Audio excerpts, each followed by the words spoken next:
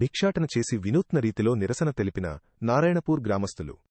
కరీంనగర్ జిల్లా గంగాధర మండలం నారాయణపూర్ గ్రామంలో 12వ రోజుకు ముంపు గ్రామాల రిలే నిరాహార దీక్షలు చేరాయి. ఈ నేపథ్యంలో తమ నారాయణపూర్ మొత్తం గ్రామాన్ని ముంపు గ్రామంగా ప్రకటించాలని కోరుతూ నారాయణపూర్ నుంచి మధురానగర్ కేంద్రం వరకు ర్యాలీగా తరలివచ్చి ప్రధాన రహదారిపై భిక్షాటన చేసి నిరసన తెలిపారు. ఈ సందర్భంగా గ్రామస్తులు మాట్లాడుతూ, ఇటీవలే కురిసిన వర్షాలకు 8 ఇండ్లు కూలిపోయినాయని, ప్రతి వర్షాకాలం ఇలానే ఉంటుందని, తమకు న్యాయం జరిగే వరకు ఇదే విధంగా నిరసన కార్యక్రమాలు చేపడతామని గ్రామస్తులు హెచ్చరించారు.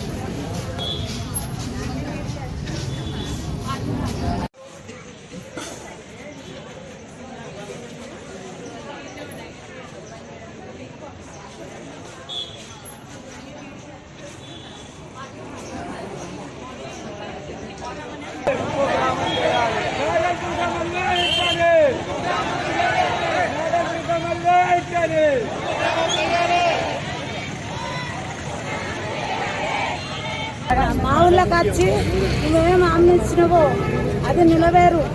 మేము 13 రోజుల నుంచి అక్కడ నిరాహార దీక్ష పట్టి మాకు కూటికి లేక మేము అక్కడ ఉంటున్నాం. కానీ నువ్వు వచ్చి నువ్వు రామక్కడ మీటింగ్లో చెప్పినావు అని వచ్చి మాకు కలుపు, మాకు ఇది కాదు గిదాన్ని చెప్పు, మాకు చెయ్యి. నువ్వు సగమూరు అని నువ్వు వెళ్ళేస్తున్నావు, మేము ఎక్కడ పోతావు నీకు తెలియదా?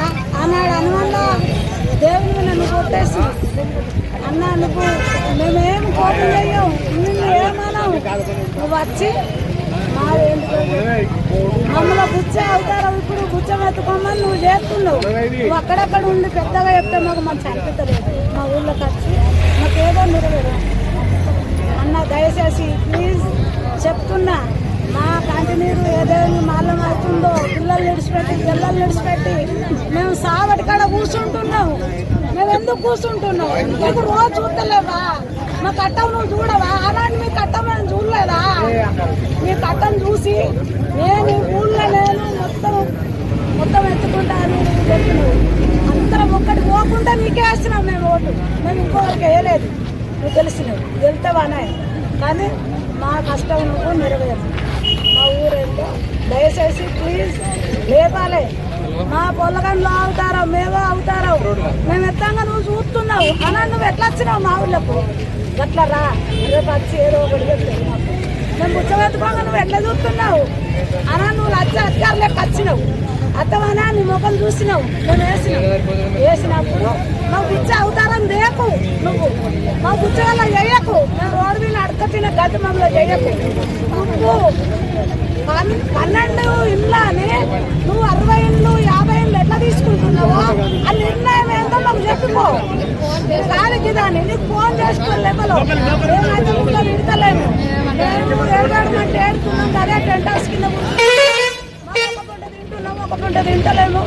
కానీ ప్లీజ్ అన్న దయచేసి రేపు వచ్చి మేమేం సుతమానం, మేము ఆడోళ్ళం. నువ్వు ఎన్ని ముచ్చట్లు చెప్తున్నా మేమేం సుతమానం.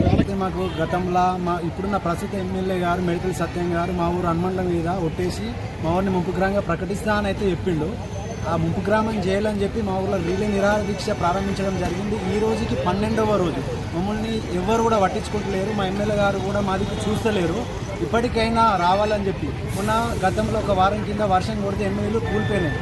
ఇప్పుడు ఈ వర్షాలు ఇట్లే కొట్టి మా చెరువు నింపితే వచ్చే ఒక సంవత్సరం 6 నెలల్లో మా 80% ఇల్లులు కూలిపోయి భిక్షం ఎత్తుకునే పరిస్థితి వస్తుందని చెప్పి ఈరోజు 12వ రోజు నిరసనగా మేము భిక్షాటనకు వచ్చినాం గంగాధరకి.